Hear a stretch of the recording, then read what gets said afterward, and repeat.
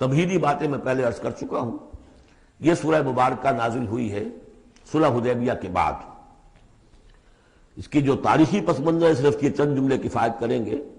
سن 5 میں غزوہ احزاب کے بعد یہ حضور نے صحابہ سے کہہ دیا تھا کہ اب قریش میں وہ دم نہیں رہا کہ اب دوبارہ وہ تم پر چڑھ کر آئیں اور حملہ کریں. لن تغزوکم قریش بعد عامکم ھذا ولکنکم تغزونہم. اب انیشیٹو تمہاری طرف سے ہوگا. وہ انیشیٹو حضور نے لیا ہے سن 6 میں. آپ نے عمرے کا احرام باندھا اور آپ کے ساتھ 1400 عام طور پر زیادہ بیان ہوتا ہے لیکن بعض روایات میں 1800 صحابہ احرام باندھ کر چلے کہ ہم عمرہ کرنے جا رہے ہیں. یہ گویا کہ ایک ٹیسٹ تھا کہ اب قریش کرتے کیا ہے. آپ احرام کے لیے اپنی منزل بہ منزل کرتے ہوئے پہنچ گئے حدیبیہ تک، وہی جگہ جہاں پر کہ پھر صلح ہوئی. ادھر قریش کے لیے جو ہے ان کی جان پر بن گئی. پہلی بات تو یہ کہ ان کی روایات کے خلاف تھا کہ کوئی آئے عمرے کی نیت سے اور ان کو روک دے. یہ عرب کی روایت نہیں تھی. دوسرا یہ کہ اب اگر آنے دیتے ہیں اور مسلمان دندناتے ہوئے آئیں اس شہر کے اندر عمرہ کریں تو گویا کہ ان کی شکست ہو گئی. تو وہاں پر جو بھی ہوا تفصیلات کا تو موقع نہیں ہے. ایک طرف تو وہ تلے ہوئے تھے کہ جنگ کریں گے، اور جب حضرت عثمان کو حضور نے بھیجا ہے کچھ سلسلہ جنبانی کے لیے، وہاں ان کو روک لیا گیا. خبر مشہور ہو گئی کہ انہیں شہید کر دیا گیا. پھر حضور نے بیعت لی. وہ بیعت علی الموت کہلاتی ہے. بیعت علی لا نفر یا بیعت علی الموت، اور اس کا نام ہے بیعت رضوان.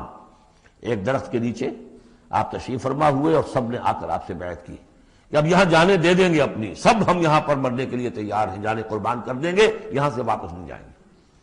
جب وہاں یہ خبریں پہنچی اور انہوں نے کچھ اور اندازہ کر لیا تھا کہ یہ تو بڑے سرفرے لوگ معلوم ہو رہے ہیں، ان میں سے کوئی جو ہے بھاگنے والا نظر نہیں آتا یہاں سے، تو پھر یہ ہے کہ وہ مجبور ہو گئے کہ اب کو صلح کریں. پھر صلح ہوئی، صلح حدیبیہ، لیکن وہ بڑی ان ایکول صلح تھی. اس میں مسلمانوں کے لیے ہیوملیشن تھی، اس لیے کہ یہ طے کر لیا گیا اس میں کہ اگر کوئی مسلمان مدینے سے واپس آئے مکے تو اسے مکے والے واپس نہیں کریں گے، لیکن اگر کوئی مکے سے مدینے جائے گا تو واپس کرنا ہوگا. اور وہاں پر ہو بھی گیا. ابو جندل صحابی تھے جن کو کہ اسی نے جو کہ وہاں سے صلح کے لیے گشت و شریک کرنے کے لیے آیا تھا، سہیل بن عمرو، اس کا ہی بیٹا عین اس وقت وہ پہنچ گیا، لیکن صلح کے وہ کاغذات لکھے جا چکے تھے. اس نے معاملہ بچایا، مسلمانوں مجھے پھر قصائیوں کے حوالے کر رہے. حضور نے فرمایا کہ اب ابو جندل تم صبر کرو، جو وعدہ ہم کر چکے ہیں اس کی پابندی کرنی ہے. بہرحال اس کو حضور نے، اگرچہ صحابہ تو اس درجے دلگیر تھے کہ ہم یہ دم کر صلح کیوں کر رہے ہیں. حضرت عمر رضی اللہ تعالیٰ عنہ سے تو بہرحال یہ بھی کہہ دیجئے کہ زیادہ قرب جو انہیں حاصل تھا حضور سے، اس کی بنا پر ان کی یہ ہمت ہو گئی کہ آپ نے وہ سوال جواب بھی کر لیا جس پر آپ پھر ساری عمر پچھتاتے رہے. کہ آپ نے پوچھا کہ کیا ہم حق پر نہیں ہیں؟ حضور نے فرمایا ہاں ہم حق پر ہیں. کیا آپ اللہ کے رسول نہیں ہیں؟ آپ نے مسکرا کر جواب دیا ہاں میں اللہ کا رسول ہوں. تو پھر ہم یہ کیوں دم کر صلح کر رہے ہیں؟ آپ نے فرمایا کہ میں وہی کر رہا ہوں جو اللہ نے مجھے حکم دیا. بس اتنی سی بات تھی جس پر ساری عمر پچھتائے. لیکن یہ بات حضرت علی نے بھی کر دی اس درجے میں کہ جب وہ صلح نامہ لکھا گیا، حضور ڈکٹیٹ کرا رہے تھے، حضرت علی کاتب تھے، لکھ رہے تھے، تو اب حضور نے فرمایا یہ صلح نامہ ہے، لکھو محمد رسول اللہ اور قریش کے مابین.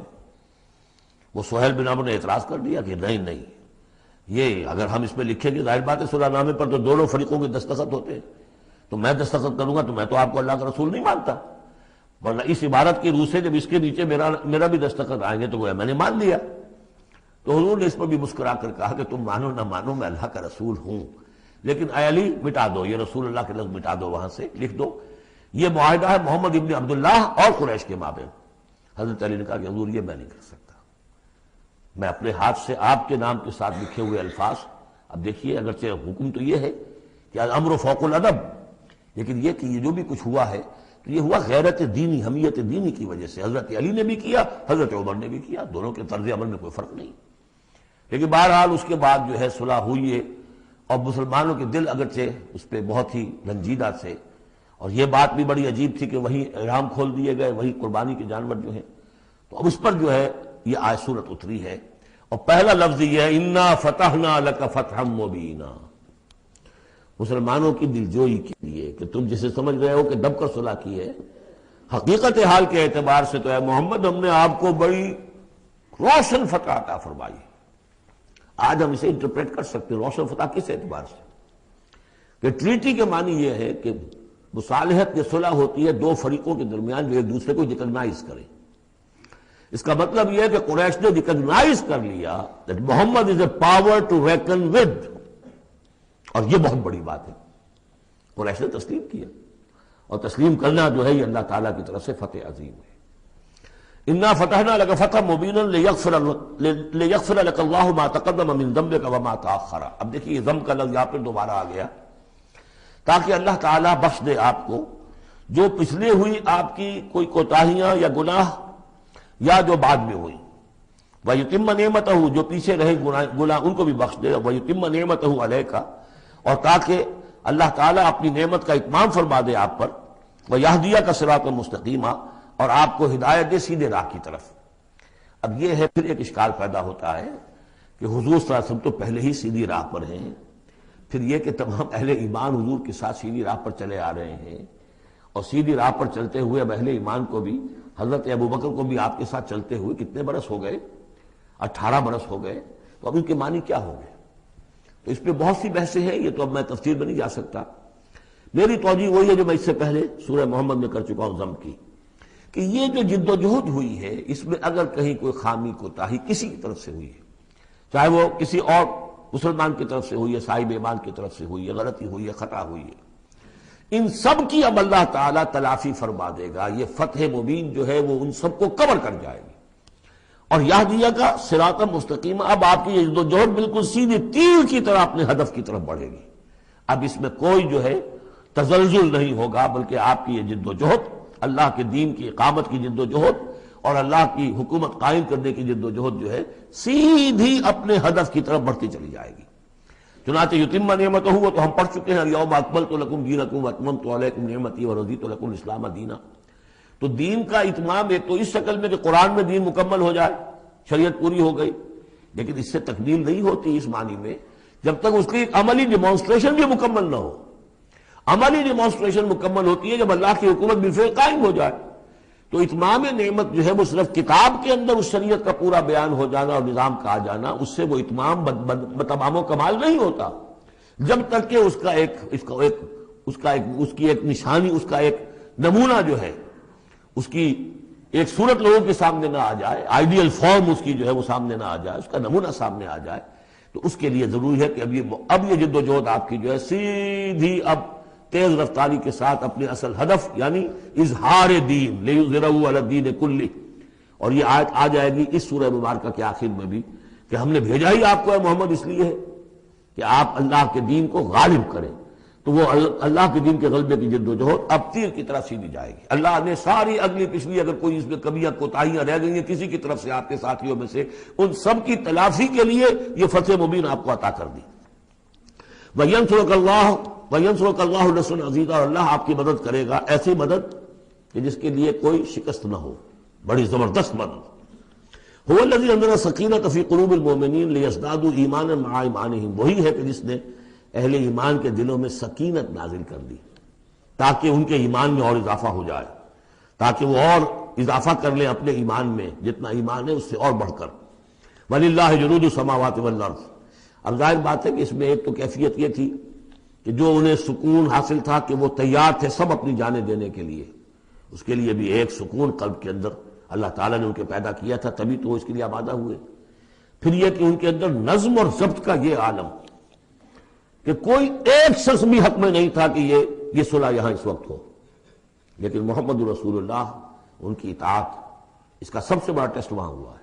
اور یہ بات جو میں کہہ رہا ہوں شاید بعض لوگوں کو عجیب لگی، کوئی ایک شخص بھی نہیں تھا اس کے حق میں. اس کی دلیل کیا ہے؟ اس کی دلیل یہ ہے کہ جب حضور نے جب صلح ہو گئی مکمل، آپ نے فرمایا مسلمان اٹھو، احرام کھول دو اور یہی قربانیاں دے دو. کوئی نہیں اٹھا، ایک بھی نہیں اٹھا. دوسری مرتبہ کہا آپ نے اٹھو بھائی اب ہو گیا بات، بس جو ہو گئی ہو گئی، اب یہی احرام کھول دو. کوئی نہیں اٹھا. تیسری دفعہ کوئی نہیں اٹھا. آپ دلگیر ہو کر، دل گرفتہ ہو کر اپنے خیمے میں چلے گئے. ام سلمہ رضی اللہ تعالیٰ عنہ ام المومنین آپ کے ساتھ تھی. ان سے جا کر کہا میں نے 3 مرتبہ مسلمانوں سے کہا ہے کہ اٹھو اور احرام کھول دو، کوئی نہیں اٹھ رہا. انہوں نے کہا، مشورہ دیا کہ آپ کسی سے کچھ نہ کہیں، اپنی زبان سے کچھ نہ کہیں، آپ اپنا احرام کھول دیے. بس آپ آئے باہر، آپ نے قربانی دی، احرام کھول دیا. اس پر اب سب اٹھ گئے. یعنی اصل میں وہ سب کے سب منتظر تھے کہ کیا حضور ہمارا امتحان لے رہے ہیں، یہ کوئی ٹیسٹ ہو رہا ہے، کیا ہو رہا ہے، یا حالت منتظر شاید کوئی نئی صورت پیدا ہو جائے، شاید حالات بدل جائیں۔ لیکن ان کے لیے یہ بڑی انہونی سی بات تھی کہ عمرے کی نیت کر کے ہم نے احرام باندھا ہوا، یہاں کیسے کھول دے رہا ہوں۔ لیکن بہرحال وہ صرف ایک توقف جو تھا وہ اسی درجے میں تھا کہ شاید کوئی نئی صورت پیدا ہو جائے۔ لیکن اس سے ظاہر ہو رہا ہے کہ سب کے دل جو ہیں وہ اس صلح کے حق میں نہیں تھے، وہ تو چاہ رہے تھے کہ اب ہمیں موقع ملے اور ہم یہاں جنگ ہو اور اللہ کے دین کو ہم غالب کریں۔ هو الذي انزل السکینۃ فی قلوب المؤمنین لیزدادوا ایمانا مع ایمانہم وللہ جنود السماوات والارض، اور تمام آسمانوں اور زمین کے لشکر تو اللہ ہی کے ہیں۔ وکان اللہ علیما حکیما، اللہ سب کو جاننے والا اور کمال حکمت والا ہے۔ لیدخل المؤمنین والمؤمنات جنات تجری من تحتها الانہار خالدین فیہا، تاکہ وہ داخل کرے اہل ایمان مردوں اور عورتوں کو ان باغات میں جن کے دامن میں ندیاں بہتی ہوں گی، جن میں وہ ہمیشہ ہمیشہ رہیں گے۔ وَيُكَفِّرْ عَنْهُمْ سَيِّئَاتِهِمْ، اور دور کر دے ان سے ان کی برائیوں کو۔ وَكَانَ ذَلِكَ عِندَ اللَّهِ فَوْزًا عَظِيمًا، اور یقیناً یہی شے ہے اللہ کے نزدیک بڑی کامیابی ہے۔ وَيُعَذِّبُ الْمُنَافِقِينَ وَالْمُنَافِقَاتِ وَالْمُشْرِكِينَ وَالْمُشْرِكَاتِ الظَّانِّينَ بِاللَّهِ ظَنَّ السَّوْءِ، یہ الفاظ بہت مشابہ ہیں سورہ احزاب کی آخری آیات کے، اور سورہ احزاب جو ہے آپ کو معلوم ہے سن 5 میں نازل ہوئی اور یہ سن 6 میں نازل ہو رہی ہے، تو زمانہ جو ہے قریب کا ہے۔ اور اللہ سزا دے اور عذاب دے منافق مردوں اور منافق عورتوں کو، اور مشرک مردوں اور مشرک عورتوں کو، کہ جو اللہ کے بارے میں بہت برے گمان رکھتے ہیں۔ علیہم دائرۃ السوء، اصل میں تو ان کے اوپر ہے مسلط برائی کا دائرہ۔ وغضب اللہ علیہم، اور اللہ غضبناک ہوا ہے ان پر۔ ولعنہم، اللہ نے ان پر لعنت فرمائی ہے۔ وعد لہم جہنم، اور ان کے لیے تیار کیا ہوا جہنم کو، وساعت مصیرا، اور وہ بہت بری جگہ ہے لوٹنے کی۔ وَلِلَّهِ جُنُودُ السَّمَاوَاتِ وَالْأَرْضِ، آسمان اور زمین کے لشکر کل کے کل اللہ ہی کے اختیار میں ہے۔ وَكَانَ اللَّهُ عَزِيزًا حَكِيمًا، اللہ زبردست ہے اور حکیم ہے۔ پہلے آیا تھا علیمًا حکیمًا، اب عزیزًا حکیمًا۔ اِنَّا أَرْسَلْنَاكَ شَاهِدًا وَمُبَشِّرًا وَنَذِيرًا، اے نبی ہم نے بھیجا ہے آپ کو شاہد بنا کر، وہی شاہد گواہی دینے والا۔ یہاں اپنے قول اور اپنے عمل سے اللہ کے دین کی گواہی دی۔ قیامت میں کھڑے ہو کر عدالت میں پروزیکیوشن وٹنس کی حیثیت سے کہیں گے اے اللہ تیرا دین جو مجھ تک آیا تھا میں نے پہنچا دیا تھا۔ اب یہ ان کے ذمہ ہے۔ فَكَيْفَ إِذَا جِئْنَا مِنْ كُلِّ أُمَّةٍ بِشَهِيدٍ وَجِئْنَا بِكَ عَلَىٰ هَٰؤُلَاءِ شَهِيدًا، ہم نے آپ کو بھیجا ہے گواہ بنا کر اور بشارت دینے والا بنا کر اور خبردار کرنے والا بنا کر، لِتُؤْمِنُوا بِاللَّهِ وَرَسُولِهِ، تاکہ اے مسلمانوں تم ایمان رکھو اللہ پر اور اس کے رسول پر، وَتُعَزِّرُوهُ وَتُوَقِّرُوهُ، اور اللہ کے رسول کی تو تم مدد بھی کرو اور ان کی تعظیم کرو، توقیر کرو، وَتُسَبِّحُوهُ بُكْرَةً وَأَصِيلًا، اور اللہ کی تم تسبیح کرو صبح شام۔ یہاں دیکھیے اس آیت میں لِتُؤْمِنُوا بِاللَّهِ وَرَسُولِهِ، اللہ اور اس کے رسول دونوں پر ایمان رکھو، پھر رسول کے لیے وَتُعَزِّرُوهُ وَتُوَقِّرُوهُ، اور اللہ کے لیے وَتُسَبِّحُوهُ بُكْرَةً وَأَصِيلًا، اس کی تسبیح بیان کرو صبح شام۔ ان الذين يبايعونك انما يبايعون الله، یقیناً وہ لوگ جو اے نبی آپ سے بیعت کر رہے ہیں وہ حقیقت میں اللہ سے بیعت کر رہے ہیں۔ ید اللہ فوق ایدیہم، اللہ کا ہاتھ ان کے ہاتھوں کے اوپر ہے۔ فمن نکث فانما ينكث الى نفسه، تو جو کوئی بھی اس بیعت کی خلاف ورزی کرے گا، اس کو توڑے گا، اس کا سارا وبال اسی کے اوپر ہوگا۔ ومن اوفى بما عاهد عليه الله، اور جو پورا کر دے گا اس معاہدے کو جو اللہ سے کر رہا ہے، فسيؤتيه اجرا عظیما، تو اللہ تعالیٰ اسے اجر عظیم عطا فرمائے گا۔ اس آیت کو اچھی طرح سمجھ لیجئے اور اس کا تعلق جوڑ لیجئے جو سورہ توبہ کی آیت نمبر 111 تھی۔ ان اللہ اشترى من المؤمنین انفسهم واموالهم بان لهم الجنہ یقاتلون فی سبیل اللہ فیقتلون ویقتلون وعدا علیہ حقا فی التوراۃ والانجیل والقرآن ومن اوفى بعہدہ من اللہ فاستبشروا ببیعکم الذی بایعتم بہ، اللہ نے اہل ایمان سے ان کی جانیں اور مال خرید لی ہے جنت کے عوض۔ یہ جو خرید و فروخت ہو گئی ہے یہ بیع ہو گئی ہے، بیع و شرع ہو گئی ہے۔ فاستبشروا ببیعکم الذی بایعتم بہ، خوشیاں مناؤ، جشن مناؤ اس بیعت پر، اس بیع پر، اس سودے پر جو تم نے کیا ہے، اس سے بہتر سودا کوئی نہیں۔ اچھا یہ بیع تو ہوئی بندے اور اللہ کے مابین۔ فرض کیجئے میں بیعت کر رہا ہوں، اے اللہ میں اپنی جان مال تیرے حوالے کرتا ہوں، لیکن اللہ کے اور میرے درمیان تو غیب کا پردہ ہے۔ یہ کیسے، کس کو دوں یہ جان اور مال؟ کس کے حکم پر دوں؟ کس کے کہنے پر دوں؟ کہاں مال خرچ کروں؟ ظاہر بات ہے کہ اس کے لیے کوئی انسان، اب وہ انسان اس وقت ہے محمد الرسول اللہ صلی اللہ علیہ وسلم، بیع اللہ سے، بیعت محمد سے۔ محمد اللہ کے رسول ہیں، وہ بتائیں گے کہ اس طرح مال خرچ کرو، اس طرح جان لگاؤ، یہ وقت آ گیا ہے جان لے کر میدان میں آ جاؤ، جان ہتھیلی پر رکھو میدان میں آ جاؤ۔ لہذا جو بیع اللہ سے ہوئی ہے، ان اللہ اشتری من المؤمنین انفسهم واموالهم بان لهم الجنہ، اس کے لیے بیعت محمد رسول اللہ سے ہو رہی ہے۔ اور یہ عرب میں رواج تھا کہ جب وہ کوئی سودا کرتے تھے پھر وہ مصافحہ کرتے تھے، ہاتھ ملاتے تھے، ہاتھ جب ملا لیا اب وہ جو سودا ہے پکا ہو گیا، اب پیچھے نہیں جا سکتے آپ۔ جب تک مصافحہ نہیں ہوتا اس وقت تک آدمی کوئی اس میں تبدیلی کر سکتا ہے، لیکن مصافحہ جو ہے وہ پختگی کے لیے۔ لہذا یہ بیعت اب محمد رسول اللہ سے ہو رہی ہے کہ ہم نے جو جان اللہ اور اپنی مال جو اللہ کے حوالے کی ہے اسے ہم خرچ کریں گے آپ کے کہنے کے مطابق، جو آپ حکم دیں گے، آپ کی مرضی ہے، آپ ہم سے جب چاہیں یہ جان اور مال حاصل ہے، جب چاہیں وصول فرما لیں۔ یہ بیعت ہے جو ہوئی ہے محمد رسول اللہ سے۔ اچھا، اس میں جو یہ فرمایا، چونکہ یہ تین فریق ہو گئے، اللہ، بیعت کرنے والا اور جس کے ہاتھ پر بیعت کی گئی، لہذا یہ ٹرائی پارٹائٹ ایگریمنٹ ہے، تین فریق ہیں اس کے۔ ایک وہ ہے حضور کا ہاتھ، جس پر بیعت کرنے والے کا ہاتھ آ گیا۔ اللہ نے فرمایا ایک تیسرا ہاتھ بھی ہے، وہ تمہیں نظر نہیں آ رہا، ید اللہ فوق ایدیہم، اللہ کا ہاتھ ان کے ہاتھوں کے اوپر ہے۔ تو یہ تین ہاتھ ہیں در حقیقت اس بیعت کے اندر، اس بیعت کے اندر۔ ان الذین یبایعونک انما یبایعون اللہ، اصل میں تو بیعت، اور بیعت جو ہو رہی ہے تو اللہ سے ہو رہی ہے۔ فاستبشروا ببیعکم الذی بایعتم بہ، باب مفاعلہ کے اندر بھی وہ آ گیا، تم نے جو باہمی یہ کیا ہے بیع و شراء کا معاملہ، اس میں خوشیاں مناؤ، وہی باب مفاعلہ ہے، وہ یبایعونک، ان الذین یبایعونک، اے نبی جو آپ سے یہ بیعت کر رہے ہیں، انما یبایعون اللہ، وہ اللہ سے بیعت کر رہے ہیں۔ ید اللہ فوق ایدیہم، اللہ کا ہاتھ ان کے ہاتھوں کے اوپر ہے۔ فمن نکث فانما ینکث علی نفسہ، تو جو کوئی بھی اب اس سے روگردانی کرے گا، اسے توڑے گا، اس کی خلاف ورزی کرے گا، اس کا وبال اسی پر آئے گا، آپ پر اس کا کوئی الزام نہیں۔ ومن اوفی بما عہد علیہ اللہ فسیؤتی اجرا عظیما، اور جو بھی پورا کر دے گا جس کا کہ اس نے وعدہ اللہ سے کیا ہے، یہ معاہدہ اللہ سے ہوا جان اور مال کا۔ اسی لیے سورہ احزاب میں آپ نے پڑھا تھا نا، من المؤمنین رجال صدقوا ما عہدوا اللہ علیہ فمنہم من قضی نحبہ ومنہم من ینتظر، اہل ایمان میں وہ جوان مرد ہیں جنہوں نے اپنا جو عہد کیا تھا اللہ سے وہ پورا کر دکھایا، سچا کر دیا۔ ان میں سے وہ بھی ہے جو اپنی نظر پیش کر چکے، اور وہ بھی ہے جو باقی منتظر ہیں ابھی کہ کب ہماری باری آئے۔ وبال دوش ہے سر جان ناتواں پہ مگر لگا رکھا ہے تیرے خنجر و ثنا کے لیے، اے اللہ ہم لیے پھر رہے اس سر کو کہ کب تیری راہ میں کٹے اور ہم فارغ ہو جائیں، سمک دوش ہو جائیں، ہمارے کندھے سمک ہو جائیں، ہلکے ہو جائیں، سمک دوش، کندھا ہلکا ہو جائے۔ یہ سر کا بوجھ ہم لگائے ہوئے ہیں اپنے سر پر کہ کب تیری طرف سے حکم آئے ہم نے اپنے سر کٹوائیں اور ہم فارغ ہوں۔ اب اسی کو سمجھ لیجئے کہ حضور کے بعد یہ بیعت کس سے ہوگی؟ جو بھی کوئی داعی اللہ اب کھڑا ہو اللہ کے نام کے، نبی تو نہیں ہوگا، ہوگا امتی، اطاعت اس کی ہوگی، اللہ اور اس کے رسول کی اطاعت کے نیچے نیچے، اس کے دائرے کے اندر، مستقل بذات اطاعت اس کی نہیں ہوگی۔ لیکن یہ کہ بہرحال اب بھی ضرورت ہوگی کہ کوئی جماعت ہو، کوئی جمعیت ہو، کوئی طاقت ہو، ایک فرد سے جو ہے اکیلا چنا بھاڑ نہیں پھوڑ سکتا۔ دین کو غالب کرنے کی جد و جہد، عقیم الدین جو ہم پڑھائے ہیں، یہ پورا سلسلہ جو ہے مکی صورتوں کا جو ان مدنی صورتوں کے ساتھ منسلک ہے، توحید عملی، اقامت دین، اور جو اس صورت کے اندر آ جائے گا لیظہرہ علی الدین کلہ، اس کے لیے جماعت چاہیے، جمعیت چاہیے۔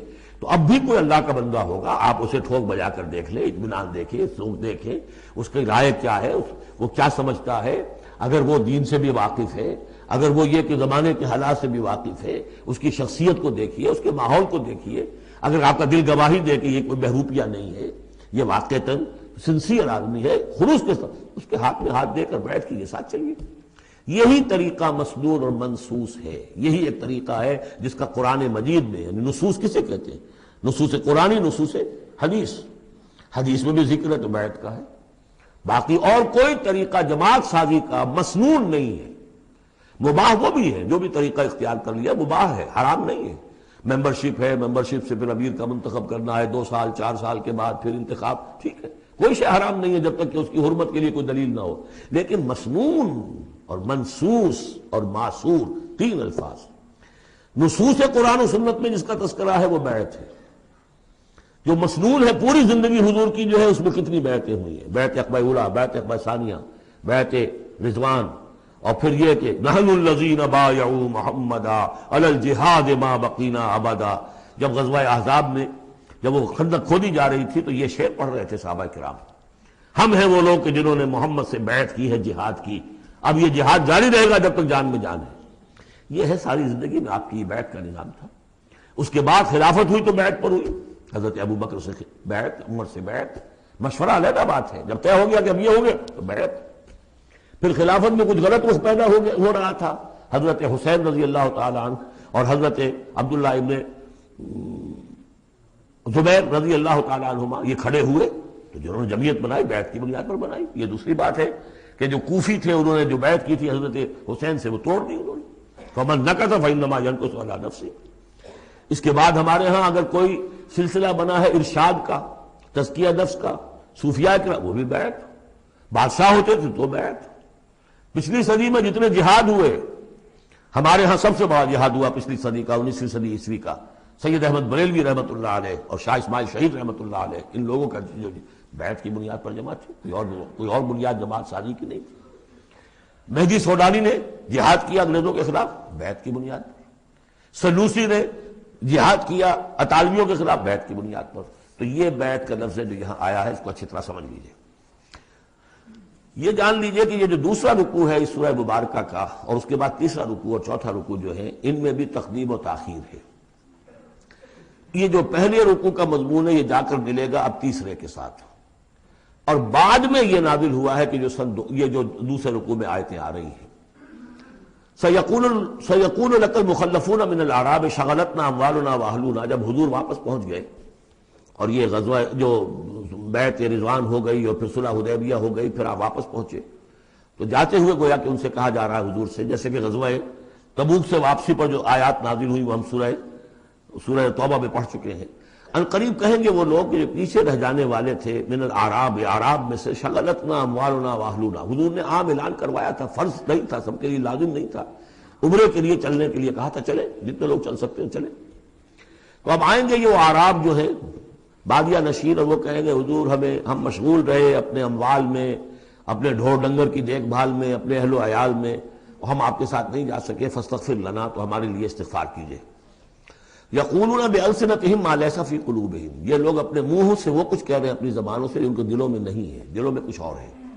یہ منافقوں کا تذکرہ ہو رہا ہے اعراب میں سے۔ قل فمن یملک لکم من اللہ شیئا ان اراد بکم ضرا او اراد بکم نفعا، ان سے کہیے کہ اگر اللہ تعالیٰ نے تمہارے لیے کوئی بھی اگر ضرر کا فیصلہ کیا تھا تو، اور اگر خیر کا فیصلہ کیا تھا تو کون سی چیز روک سکتی ہے؟ من یملک لکم من اللہ شیئا، کون ہے وہ کہ جو اختیار رکھتا ہو تمہارے بارے میں اللہ کی طرف سے کچھ بھی، اگر اس نے ارادہ کیا ہو ضرر کا، یعنی اگر کوئی خرابی ہونی تھی تو کیا تمہارے یہاں ہونے کی وجہ سے رک جانی تھی؟ یا اگر خیر کوئی آنا تھا تو تمہاری غیر موجودگی میں نہیں آ سکتا تھا؟ یعنی پیچھے رہ جانا چاہیے مانی دار، کیوں رہ گئے؟ اگر کوئی خیر آنا تھا تو تمہاری غیر موجودگی میں بھی آ سکتا ہے، کوئی شر آنا تھا وہ تمہاری موجودگی میں بھی آ سکتا ہے۔ تو جب تمہاری موجودگی اور ناموجودگی اللہ کے اعتبار سے تو بالکل برابر ہے، تو تمہارا یہ بہانہ تراشنا جو ہے یہ صحیح نہیں ہے۔ بل کان اللہ بما تعملون خبیرا، بلکہ تم جو کچھ کرتے رہے ہو اللہ اس سے باخبر ہے۔ وہ کیا ہے؟ اب ان کے دل کی بات اللہ تعالیٰ، ان کے دل میں جو چور تھا، بل ظننتم، تمہیں یہ گمان ہو گیا تھا، ان لن ينقلب الرسول والمؤمنون الى اہلہم ابدا، ان کو یہ گمان ہوا کہ ان کا تو معلوم ہوتا ہے کہ واقعتاً کوئی دماغ خراب ہو گیا مسلمانوں کا، قریش پر چڑھائی کر کے جا رہے ہیں، قریش، یہ تو سمجھیے کہ ان کے لیے ابھی تک عرب میں جو ان کی حیثیت تھی قریش کی، وہ سمجھتے تھے کہ اب تو یہ موت کے منہ میں جا رہے ہیں، اب یہ واپس ان میں سے کوئی آنے والا نہیں ہے۔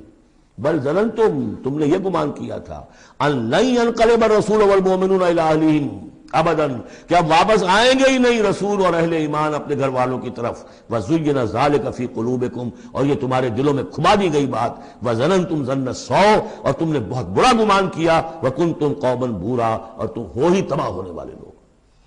یہ منافقین اعراب کا تذکرہ ہو رہا ہے، اور یہ کب ہو رہا ہے؟ سن 6 میں۔ سن 2 کے اندر جو معاملہ تھا وہ بھی ہم دیکھ چکے ہیں، وہ جو سورہ محمد کے اندر آیا معاملہ، جبکہ ابھی یہ مرحلہ شروع ہو رہا تھا، ابھی قتال کا سلسلہ شروع ہونے والا تھا، اس وقت بھی ان کے دلوں میں صلح جوئی، امن سے کام کرو، صلح سے کام کرو، یہ خامخواہ جو ہے یہ اس طرح کی مہم جوئی مناسب نہیں ہے۔ اس وقت ان کا یہ خیال تھا۔ وَمَن لَّمْ يُؤْمِن بِاللَّهِ وَرَسُولِهِ فَإِنَّا أَعْتَدْنَا لِلْكَافِرِينَ سَعِيرًا، جو کوئی اللہ اور اس کے رسول پر ایمان نہ رکھے تو اللہ تعالیٰ نے ایسے کافروں کے لیے تو جہنم تیار کر رکھی ہے۔ وَلِلَّهِ مُلْكُ السَّمَاوَاتِ وَالْأَرْضِ يَغْفِرُ لِمَن يَشَاءُ، اور اللہ آسمانوں اور زمین کی بادشاہی اللہ ہی کے لیے ہے، وہ بخشتا ہے جس کو چاہتا ہے، وَيُعَذِّبُ مَن يَشَاءُ، اور عذاب دے گا جس کو چاہے گا، وَكَانَ اللَّهُ غَفُورًا رَحِيمًا، اور اللہ تعالیٰ غفور الرحیم ہے۔ سَيَقُولُ الْمُخَلَّفُونَ إِذَا انطَلَقْتُمْ إِلَىٰ مَغَانِمَ لِتَأْخُذُوهَا، اب یہ نوٹ کر لیجئے تاریخی اعتبار سے کہ اس کے فوراً بعد جو ہے اگلے ہی سال حضور نے، اب جب کہ قریش سے صلح ہو گئی تو آپ یکسو ہو گئے، ادھر سے کوئی حملہ اب نہیں ہوگا، تو آپ نے اپنی پوری طاقت لے کر خیبر پر حملہ کیا، جو گڑھ بن گیا تھا یہودیوں کا، جو بنو قینقاع اور بنو نذیر نکالے گئے تھے، جا کے وہیں آباد ہو گئے تھے، پہلے سے بھی وہاں پر وہ بڑا گڑھ تھا، ان کے بڑے قلعے تھے، بڑے یعنی فورٹیفائڈ، اور وہاں پر سارا وہ اب حضور نے ان کی جو ہے سرکوبی کی۔ جب حضور خیبر کی طرف جا رہے تھے، اب ان کا ہم بھی چلتے ہیں آپ کے ساتھ، اس لیے انہیں یقین تھا کہ فتح ہوگی اور مال غنیمت آئے گا۔ سَيَقُولُ الْمُخَلَّفُونَ إِذَا انطَلَقْتُمْ إِلَىٰ مَغَانِمَ، اور اے مسلمانوں جب تم اب جاؤ گے غنیمت حاصل کرنے کے لیے، یعنی اب جو غزوہ خیبر کی طرف جب پیش قدمی کرو گے، تو یہی لوگ جو پہلے پیچھے رہ گئے تھے وہ یہ کہیں گے ذرونا نتبعکم، ہم بھی آپ کے ساتھ چلیں، اجازت دیجیے۔ یریدون ان یبدلوا کلام اللہ، یہ اللہ کے کلام کو بدل دینا چاہتے ہیں۔ وہ اللہ کا کلام اگلے رکوع میں آ رہا ہے کہ ان کے بارے میں طے کر دیا گیا تھا کہ جو لوگ اس صلح حدیبیہ کے موقع پر نہیں گئے ہیں ساتھ حضور کے، اب ان کو کسی بھی دوسری نیکسٹ جنگ کے اندر شمولیت کی اجازت نہیں ہوگی۔ وہ آگے آ رہا ہے، اس لیے اس کے سمجھنے میں تھوڑی سی دقت ہوتی ہے، لیکن سمجھ لیجئے کہ وہ آگے ہے، اسی لیے تقدیم و تاخیر کی میں نے بات آپ سے کی تھی۔ یریدون ان یبدلوا کلام اللہ، یہ چاہتے ہیں کہ اللہ کے کلام کو تبدیل کر دیں، اللہ کے حکم کو بدل دیں۔ وَلَن تَتَّبِعُونَا، کہہ دیجئے کہ نہیں اب تم ہمارے ساتھ نہیں جاؤ گے۔ کذالکم قال اللہ من قبل، یہ بات اللہ تعالیٰ پہلے ہی کہہ چکا ہے پہلے، اور اس صورت میں آ رہا ہے ذرا بعد میں۔ فَسَيَقُولُونَ بَلْ تَحْسُدُونَنَا، وہ کہیں گے یہ تو آپ لوگ حسد کر رہے ہیں ہم سے، آپ ہمیں ساتھ میں لے جانا چاہتے ہیں جبکہ ہمیں اندازہ ہے کہ وہاں پہ غنیمتیں ملیں گی۔ بل کانوا لا یفقہون الا قلیلا، حقیقت یہ ہے کہ یہ فہم ہی نہیں رکھتے، تفقہ ہی نہیں رکھتے مگر بہت ہی تھوڑی۔ قل للمخلفین من الاعراب، یہ جو لوگ رہ گئے تھے پیچھے، یہ بدو لوگ، ان سے کہہ دیجئے ستدعون الی قوم اولی باس شدید، ان قریب پھر تمہیں بلایا جائے گا ایک ایسی قوم کی طرف، ایسے قوم کے مقابلے کی طرف جو بڑی طاقت والی ہوگی۔ تو قاتلونہم او یسلمون، یا تم ان سے قتال کرو گے یا وہ مسلمان ہوں گے اور یا وہ اطاعت قبول کریں گے۔ اس سے ہے اشارہ در حقیقت جو نیا سلسلہ جنگوں کا اب شروع ہونے والا تھا، اور وہ تھا سلطنت روما کے خلاف غزوہ موتا۔ اب اندرون ملک عرب کا معاملہ جو تھا وہ ختم ہوا، اب تو اصل جو معاملہ پیش آنا ہے وہ انقلاب محمدی کا بین الاقوامی مرحلہ ہے، تصدیر الانقلاب، انقلاب کو اب آگے ایکسپورٹ کرنا ہے، اور اب ٹکراؤ ہونے والا ہے جس کی پیشگی خبر دی جا رہی ہے سلطنت روما کے ساتھ، جہاں سٹینڈنگ آرمیز تھی لاکھوں کی، یہ رومن لیجنز مشہور ہیں تاریخ کے اندر، غرق آہن اور ٹرینڈ۔ تو تمہیں بلایا جائے گا اس وقت، پھر تمہیں ایک موقع دے دیا جائے گا، ستدعون الی قوم اولی باس شدید تقاتلونہم او یسلمون، اور یہ اصل میں تین چیزیں آ گئیں وہی کہ اب جو بھی اس عرب سے باہر جو معاملہ ہوا ہے، یا تو وہ اسلام لے آئے یا وہ اطاعت قبول کر لیں، یہ دونوں یسلمون میں شکلیں ہو جائیں گی، اطاعت قبول کر لیں گے اسلام لے آئے یا پھر جنگ ہوگی۔ فَإِن تُطِيعُوا يُؤْتِكُمُ اللَّهُ أَجْرًا حَسَنًا، اگر اس وقت تم اطاعت کرو گے اللہ کے رسول کی، ان کے ساتھ جاؤ گے تو اللہ تعالیٰ جو ہے تمہیں اجر حسنہ دے گا۔ وَإِن تَتَوَلَّوْا كَمَا تَوَلَّيْتُم مِّن قَبْلُ، اور اگر تمہیں اسی طرح پیٹھ دکھا دی جیسے کہ پہلے پیٹھ دکھائی تھی، يُعَذِّبْكُمْ عَذَابًا أَلِيمًا، تو اللہ تعالیٰ عذاب علیم دے گا تمہیں۔ لَيْسَ عَلَى الْأَعْمَىٰ حَرَجٌ، ہاں اگر کوئی اندھا ہے تو اس پر کوئی الزام نہیں ہے، کوئی تنگی نہیں ہے، وہ اگر نہیں گیا کوئی بات نہیں۔ وَلَا عَلَى الْأَعْرَجِ حَرَجٌ، نہ کوئی لنگڑا ہے تو اس کے لیے بھی نہیں ہے۔ وَلَا عَلَى الْمَرِيضِ حَرَجٌ، اسی طریقے سے کوئی بیمار ہے تو اس پر بھی کوئی اس کی باس پرس نہیں ہے۔ وَمَن يُطِعِ اللَّهَ وَرَسُولَهُ يُدْخِلْهُ جَنَّاتٍ تَجْرِي مِن تَحْتِهَا الْأَنْهَارُ، اور جو اللہ تعالیٰ اور اس کے رسول کی اطاعت کرے گا اللہ تعالیٰ اس کو داخل کرے گا ان باغات میں جن کے دامن میں ندیاں بہتی ہوں گی۔ وَمَن يَتَوَلَّى، اور جو کوئی پلٹ جائے پیٹھ موڑ لے، يُعَذِّبْهُ عَذَابًا أَلِيمًا، اللہ تعالیٰ اسے عذاب علیم، دردناک عذاب دے گا۔ اب اس کے بعد یہ پہلے رکوع والا مضمون جو بیعت کا مضمون چل رہا تھا، وہی بیعت کا مضمون اب آگے یہاں چل رہا ہے. یہ بیچ والا جو ہے دوسرے رکوع کا مضمون یہ اس کے بعد کا تھا، پہلے آ گیا. وہاں جو فرمایا تھا کہ ان الذین یبایعونک انما یبایعون اللہ، اب آگے چلیے. لقد رضی اللہ عن المؤمنین اذ یبایعونک تحت الشجرہ، اللہ راضی ہو گیا ان اہل ایمان سے جو آپ سے بیعت کر رہے تھے درخت کے نیچے. فعلم ما فی قلوبہم، تو اللہ تعالیٰ کے علم میں ہے جو کچھ ان کے دلوں میں تھا. اور اس وقت تو ذوق شہادت اور جوش جہاد تھا، ابھی وہ صلح کی بات تو ہوئی نہیں، وہ تو بیعت کر کے ہونے کی بات ہوئی ہے. فانزل السکینۃ علیہم، اللہ نے ان پر سکینت، سکون، اطمینان نازل کر دیا. واصابہم فتحا قریبا، اور انہیں فتح دے دی بہت قریب. وہ فتح قریب وہی ہے انا فتحنا لک فتحا مبینا. اس صلح کو کہا گیا کہ فوری طور پر انہیں فتح مل گئی. ومغانم کثیرۃ یاخذونہا، اور بہت سی غنیمتیں ہیں جو وہ اور جو لیں گے، حاصل کریں گے. وکان اللہ عزیزا حکیما، اور اللہ تعالیٰ زبردست ہے، حکمت والا. وعدکم اللہ مغانم کثیرۃ تاخذونہا، اے مسلمانوں اللہ کا تم سے وعدہ ہے بہت سی غنیمتیں تمہیں ملیں گی. فعجل لکم ہذہ، تو یہ تو تمہیں نقد دے دی ہے، فوری طور پر دے دی ہے یہ فتح جو تمہیں مل گئی ہے. وکف ایدی الناس عنکم، اور اللہ تعالیٰ نے روک لیا لوگوں کے ہاتھوں کو تم سے. لتکون آیۃ للمؤمنین، تاکہ یہ اہل ایمان کے لیے ایک نشانی بن جائے. وَيَهْدِيَكُمْ صِرَاطًا مُسْتَقِيمًا، اور اللہ تعالیٰ تمہاری رہنمائی فرمائے سیدھے راستے کی طرف. یعنی اب تمہاری جد و جہد جو ہے وہ تیر کی طرح سیدھی کامیابی کے آخری مراحل تک پہنچ جائے. بارک اللہ لی ولکم فی القرآن العظیم ونفعنی وإیاکم بالآیات والذکر الحکیم.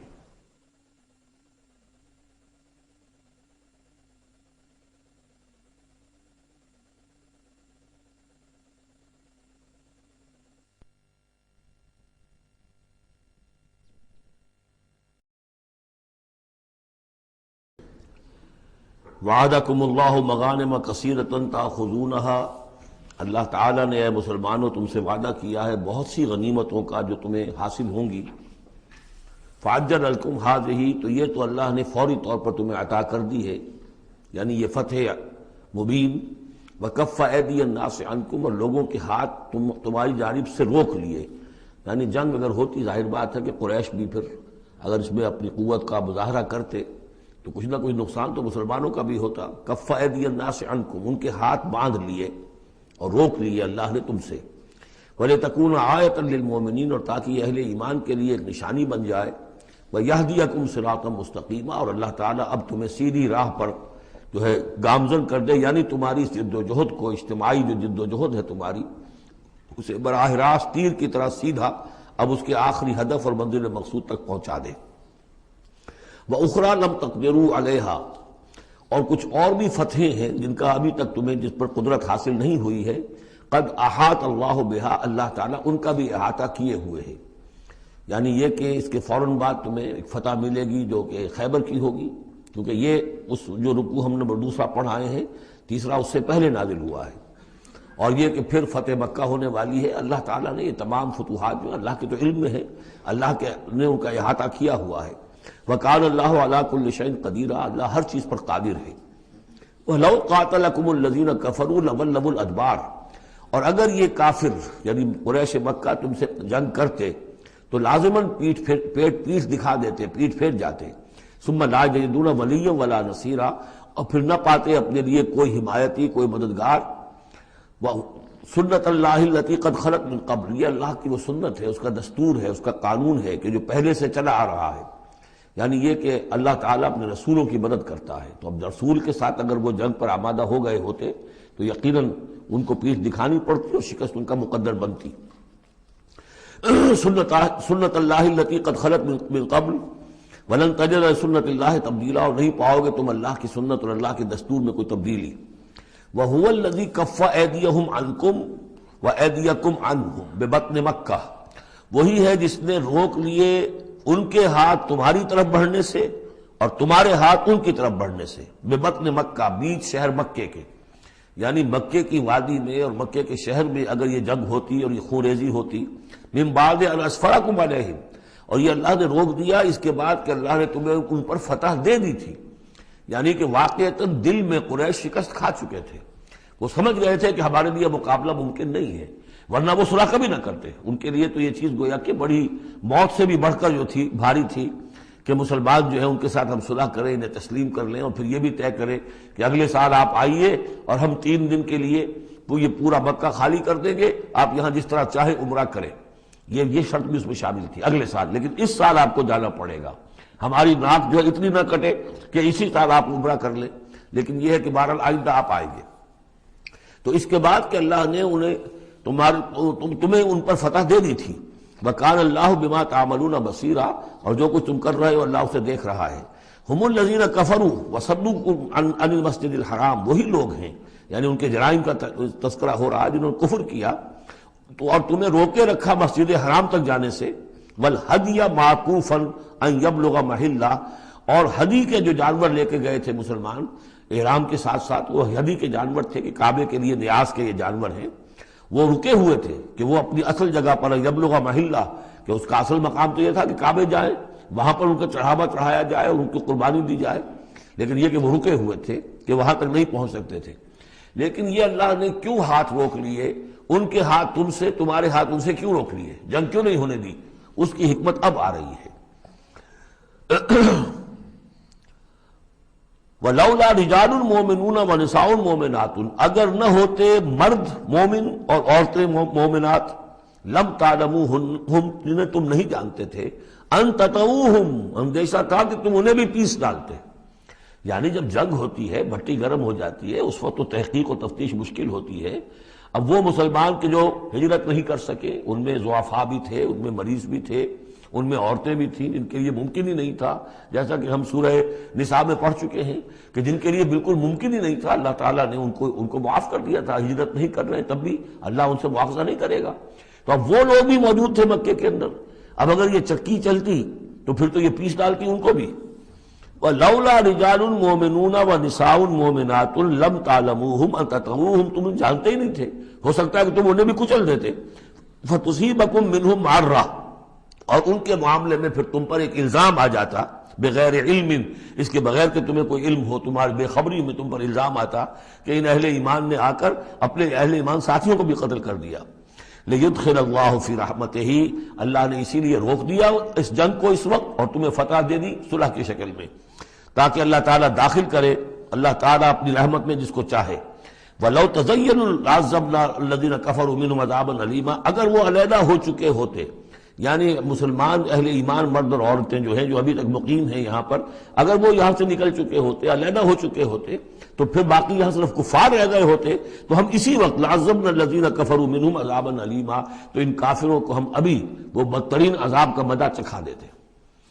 اس جعل الذین کفروا فی قلوبہم الحمیۃ حمیۃ الجاہلیہ، جب کافروں نے اپنے دلوں کے اندر ایک حمیت جو ہے، ایک بڑی غیرت اور حمیت کا معاملہ، لیکن وہ حمیت جاہلی تھی کہ ہم لوگ، اور کیسے ممکن ہے کہ ہم انہیں یہاں پر عمرہ کرنے دیں. یہ لوگ کہ جو بے دین ہو گئے، ان کے اعتبار سے تو بے دین تھے، جو ہم اپنے آبا و اجداد کے دین کو چھوڑ گئے، تو وہ جو نسل پرستی اور قوم پرستی ان میں تھی، اور آبا پرستی تھی، اور اپنی روایت پرستی تھی، اس کے بنا پر حمیت جاہلیت ان کے دلوں کے اندر اتنی کوٹ کوٹ کر بھری ہوئی تھی. اس جعل الذین کفروا فی قلوبہم الحمیۃ حمیۃ الجاہلیہ، انہوں نے حمیت جاہلی کو اپنے دلوں کے اندر راسخ کر لیا تھا. فانزل اللہ سکینتہ علی رسولہ وعلی المؤمنین، اللہ تعالیٰ نے اپنا طرف سے سکون نازل فرما دیا اپنے رسول پر صلی اللہ علیہ وسلم اور اہل ایمان پر. وَأَلْزَمَهُمْ كَلِمَةَ التَّقْوَىٰ، اور اللہ تعالیٰ نے ان پر لازم کر دیا تقویٰ کی بات کو، یعنی اللہ تعالیٰ نے تقویٰ کو ان پر لازم کر دیا. وَكَانُوا أَحَقَّ بِهَا، یقیناً وہ تقویٰ کے زیادہ حقدار بھی ہیں، وَأَهْلَهَا، اور واقعتاً تقویٰ کے اہل ہیں، ان کے اندر تقویٰ موجود ہے. وَكَانَ اللَّهُ بِكُلِّ شَيْءٍ عَلِيمًا، اور یقیناً اللہ تعالیٰ ہر چیز کا علم رکھتا ہے. لَقَدْ صَدَقَ اللَّهُ رَسُولَهُ الرُّؤْيَا بِالْحَقِّ، اب ایک شبہ کا ازالہ ہو رہا ہے کہ کچھ لوگوں کو یہ خیال پیدا ہوا ہوگا کہ رسول کا تو خواب بھی سچا ہوتا ہے اور وحی کے درجے میں ہے. حضور نے ہمیں فرمایا تھا کہ میں نے خواب دیکھا کہ ہم عمرہ کر رہے ہیں تو چلو، اور یہاں ہم عمرہ نہیں کر سکے تو رسول کا خواب جھوٹا ہو گیا. یہ اگر شک کسی کے دل میں پیدا ہوا تو اس کو ظاہر کر رہے ہیں کہ رسول کا خواب جھوٹا نہیں ہوا. یعنی یہ کہ اس میں جب حضور سے پوچھا بھی گیا، آپ نے تو فرمایا تھا کہ ہم عمرہ کریں گے، تو آپ نے فرمایا تھا یہ میں نے کب کہا تھا کہ اسی سال ضرور کریں گے، عمرہ کریں گے. چنانچہ اگلے سال وہ عمرہ ہوا. سن 7 میں اسے عمرہ قضا کہتے ہیں، جو صلح حدیبیہ میں طے ہو گیا تھا کہ اگلے سال آپ آئیے عمرہ کیجئے، تو عمرہ قضا جو ہے یہ عمرہ چونکہ رہ گیا تھا، درمیان میں ہی بند ہو گیا، تو عمرہ قضا، اس عمرے کی قضا اگلے سال جو ہے سن 7 میں آپ نے دی، اور 3 دن تک قریش نے مکے کو خالی کر دیا، پہاڑوں پر چڑھ گئے اور مسلمان 3 دن تک مکے کے اندر مقیم رہے، انہوں نے اپنے اطمینان سے عمرہ ادا کیا۔ تو فرمایا لقد صدق اللہ رسولہ الرؤیا بالحق، اللہ نے بالکل سچا دکھایا خواب اپنے رسول کو، اس میں قطعاً کسی جھوٹ کا شائبہ نہیں۔ لَتَدْخُلُنَّ الْمَسْجِدَ الْحَرَامَ إِنْ شَاءَ اللَّهُ آمِنِينَ مُحَلِّقِينَ رُؤُوسَكُمْ وَمُقَصِّرِينَ لَا تَخَافُونَ، تم اے مسلمانوں لازماً داخل ہوگے مسجد حرام میں انشاءاللہ پورے امن کے ساتھ، آمنین بے کھٹکے، محلقین رؤوسکم ومقصرین، اپنے سروں کو حلق بھی کراؤ گے اور قصر بھی کراؤ گے۔ سر منڈوا دینا احرام کھولتے ہوئے یہ گویا کہ حلق ہے، اور چھوٹے بال کر دینا یہ قصر ہے۔ تو محلقین رؤوسکم ومقصرین لا تخافون، اور تمہیں کوئی اندیشہ نہیں ہوگا، یعنی جو ہو گیا اگلے سال کہ بالکل مکہ خالی، کوئی اندیشہ نہیں، کوئی مٹ بھیڑ نہیں، کسی طرف سے کوئی تانا نہیں، کوئی بری بات بھی سننے میں نہیں آئی، اور وہ سب لوگ جو ہے وہ رہے اپنے پہاڑوں کے اوپر۔ فعلم ما لم تعلموا، تو اللہ جانتا ہے جو تم نہیں جانتے۔ فجعل من دون ذلك فتحا قریبا، تو اس کے بعد اللہ تعالیٰ نے ایک بڑی فتح رکھی ہے قریب، یعنی یہ کہ اس کے فوراً بعد اس سے ورے، اس لیے کہ اس عمرہ قضا سے پہلے فتح خیبر ہوئی ہے، اور بہت جو مغانم کا تذکرہ ہو رہا ہے اس میں جو غنیمت آئی ہے بہت نمایاں، وہ غزوہ خیبر کی ہے۔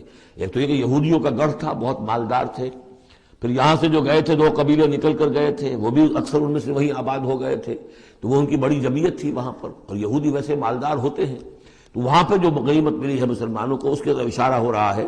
اللہ تعالیٰ نے اس سے پہلے کہ تم عمرہ قضا ادا کرو اور جب تم داخل ہوگے مسجد حرام، اس سے پہلے جو ہے اللہ تعالیٰ تمہیں فتح دے گا، نصیب کرے گا۔ اب وہ آیت آ گئی، هو الذی ارسل رسولہ بالہدی ودین الحق لیظہرہ علی الدین کلہ، یعنی یہ جو سلسلہ اب جا رہا ہے، صراط مستقیم، سیدھا راستہ کس منزل کی طرف جا رہا ہے؟ دنیا میں مسلمانوں تمہاری جد و جہد کی منزل کیا ہے؟ اللہ کے دین کا غلبہ، اس لیے کہ ہم نے اپنے رسول کو بھیجا ہی اس کام کے لیے۔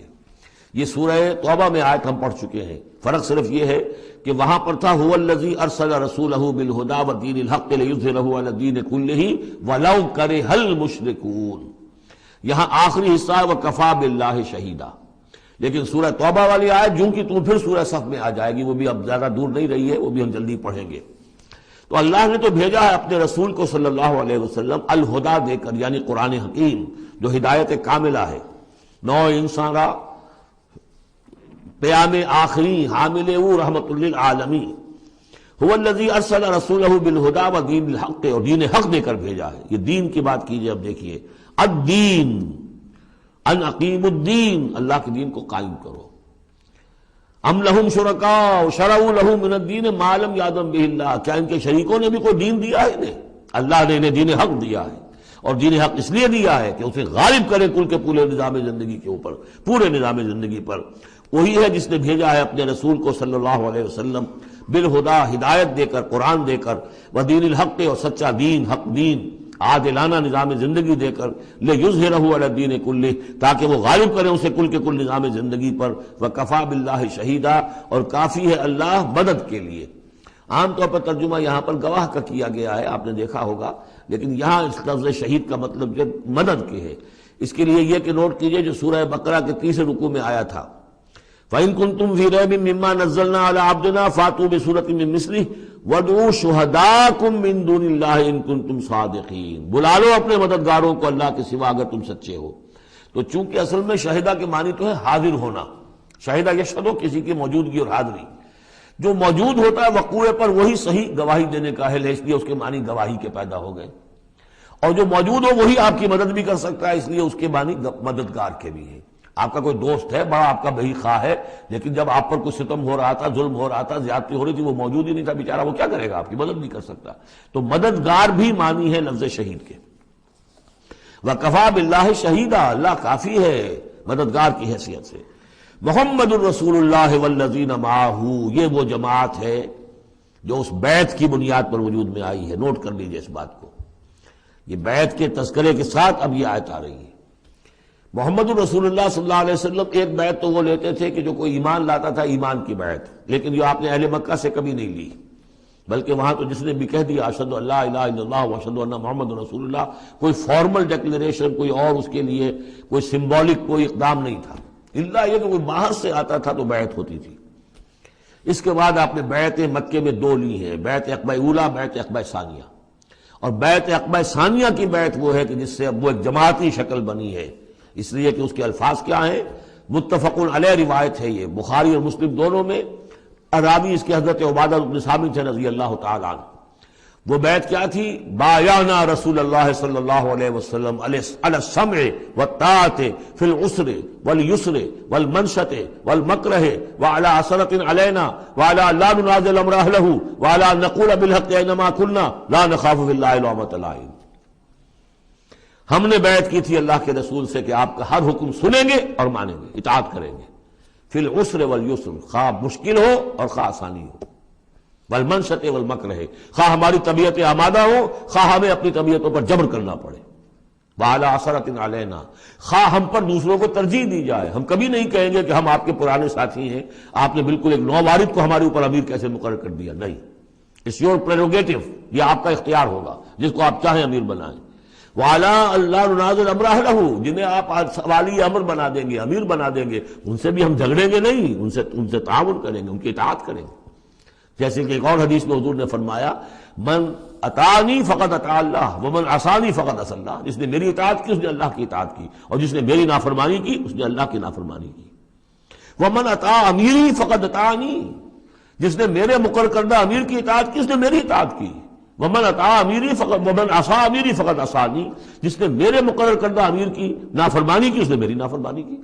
اب ظاہر بات ہے جب جماعتی زندگی ہوتی ہے تو ایک ہی امیر نہیں ہوتا، اب ایک فوج ہے، ایک سپہ سالار ہے، لیکن اور چھوٹے چھوٹے جو اس کے حصے ہیں، میمنہ پر کوئی اور ہے، میسرہ پر کوئی اور ہے، اب قلب پر کوئی اور ہے، چھوٹے چھوٹے کمانڈرز بھی تو ہیں، چھوٹی سی کمپنی ہے، پلاٹون ہے، پھر بٹالین ہے، بٹالین سے اوپر ریجیمنٹ ہے، ہر جگہ پر جو ہے اس کے جو آفیسرز موجود ہیں، جو کمانڈرز موجود ہیں، ان سب کا سلسلے وار سب اطاعت کا نظام اگر نہیں ہوگا تو وہ فوج کہاں ہوئی؟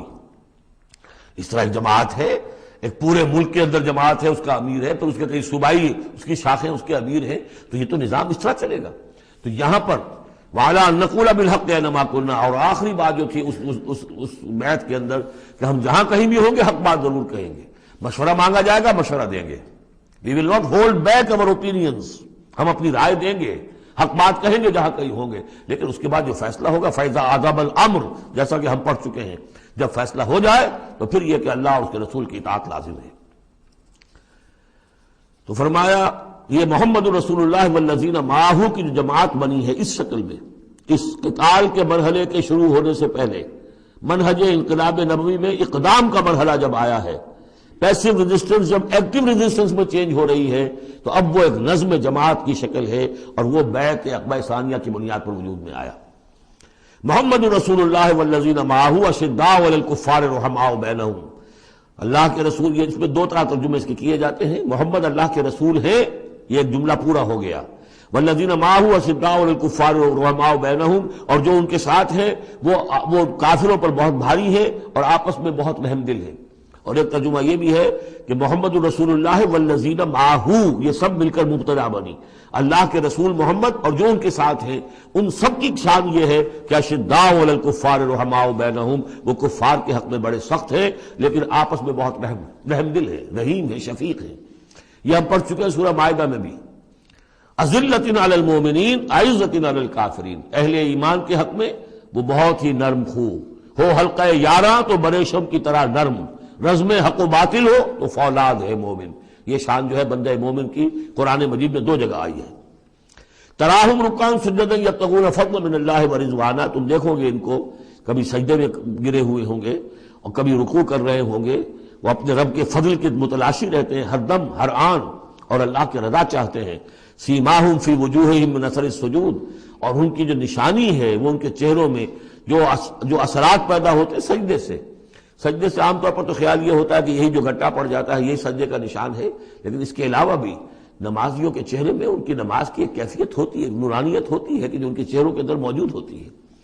ذالک مثلہم فی التوراۃ، یہ ہے ان کی مثال اور تمثیل جو تورات میں آئی تھی، وہ مثلہم فی الانجیل، اور انجیل میں جو ان کی مثال دی گئی تھی وہ یہ ہے کزرع اخرج شطأہ، جیسے ایک کھیتی وہ اپنا پٹھا نکالتی ہے، فآزرہ، پھر اسے گاڑھا کرتی ہے، فاستغلظ، اور فستوا اس کو مضبوط کرتی ہے اور پھر سے گاڑھا کرتی ہے، فستوا علی سوقہ پھر اپنی نال پر کھڑی ہو جاتی ہے۔ چھوٹی سی کوئی کوپل پھوٹتی ہے، پھر وہ بڑھتی ہے، نرم سی ہے، پھر ذرا اس کا جو تنا بنتا ہے اس کے اوپر پھر کھڑی ہو جاتی ہے سیدھی۔ یہ جس طریقے سے درجہ بدرجہ یہ جو زراعت ہو رہی ہے، یہ کھیتی ہو رہی ہے، اس کا نتیجہ کیا نکلتا ہے؟ یوجب الزراع، جو زراعت کرنے والا ہے، جو کاشتکار ہے، اسے بڑی بھلی لگتی ہے۔ آیا آج دیکھا اپنی کھیتی کو اپج آئی ہے، نکل آئی ہے، اس کے بعد یہ کیا بڑھ رہی ہے، پک رہی ہے، اب کھیتی لہرا رہی ہے، اس کے اوپر سٹے آ گئے ہیں۔ یوجب الزراع لیغیظ بہم الکفار، تاکہ اس سے دل جلے کافروں کا۔ اب یہاں اس سے واضح ہو گیا یہاں زراع کون ہے؟ یہ کھیتی صحابہ کرام کی کھیتی ہے جو پھل رہی ہے، پھول رہی ہے، اور اس کا کاشتکار کون ہے؟ محمد الرسول اللہ صلی اللہ علیہ وسلم۔ تب حضور کے ساتھ آپ کو معلوم ہے کہ جب انتقال ہوا ہے ابو طالب کا تو بمشکل 125 آدمی تھے، 150 آدمی تھے۔ آپ کی ایسی پوزیشن بھی نہیں تھی کہ اپنے بل پر مکے میں رہ سکتے، اسی لیے طائف گئے تھے، کوئی آلٹرنیٹ بیس مل جائے میں وہاں منتقل کر دوں اپنی اس دعوت کا اور اپنی اس تحریک کا مرکز۔ لیکن یہ کہ وہاں سے خالی ہاتھ آنا پڑا تھا۔ ایک وہ دور تھا کہ جس میں پھر ایک مشرک کی امان لے کر مکے میں داخل ہو سکے، مطعم بن عدی کی۔ آج ایک دور یہ ہے کہ 1400 یا 1800 آدمی جو ہے وہ بیعت موت کی ہے انہوں نے، اور ان کو اس پر جو ہے ملال ہے کہ دم کر صلح کیوں کی ہے۔ ان کی جو حمیت ایمانی ہے اور غیرت ایمانی ہے وہ ملال اس پر ہے، وہ جان بچنے کی کوئی خوشی نہیں ہے انہیں، وہ تو کہہ کہ ہم نے دم کر کیوں صلح کریں، ہم اپنی جانیں دینے کے لیے تیار ہیں۔ کھیتی جو ہے اپج رہی ہے، تو فرمایا کزرع اخرج شطأہ فآزرہ فاستغلظ فاستوى على سوقه يعجب الزراع ليغيظ بهم الكفار وعد الله الذين آمنوا وعملوا الصالحات منهم مغفرة واجرا عظیما۔ اللہ نے وعدہ کیا ہے ان لوگوں سے جو ایمان لائے اور نیک عمل کیے، ان میں سے جو واقعتاً جنہوں نے ایمان اور عمل صالح کا حق ادا کر دیا کہ ان کے لیے مغفرت بھی، اجر عظیم بھی ہے۔ یہاں جو مولانا عثمانی صاحب نے حاشیہ لکھا مجھے بہت پسند آیا کہ اگرچہ حضور کے سارے ساتھی جو ہیں وہ سب کے سب وہی تھے کہ جو ایمان اور عمل صالح کا حق ادا کر چکے تھے، پھر بھی منہم کی ایک قید لگا کر گویا کہ ان کو یہ بات بتا دی گئی ہے کہ اصل معاملہ ہے کہ موت تک انسان قائم رہے اس پر، مبادا بعد میں کہیں کسی کے اندر کوئی تزلزل پیدا ہو جائے، ورنہ یہ کہ اگر کسی کو اس طرح کا یقین دلا دیا جائے تو اس سے تو یہ کہ پھر اطمینان پیدا ہو جائے گا۔ ہونا یہ چاہیے کہ آخری وقت تک ڈرتا رہے آدمی، بین الخوف والرجا کی کیفیت رہے کہ کہیں ایسا نہ ہو کہ میں پھر کہیں آج جس مقام پر اللہ نے مجھے پہنچا دیا ہے کہیں پاؤں پھسل جائے۔ مغفرت و اجر عظیم کا اللہ نے وعدہ فرمایا۔ اب یہ سورہ مبارکہ آ گئی، سورۃ الحجرات۔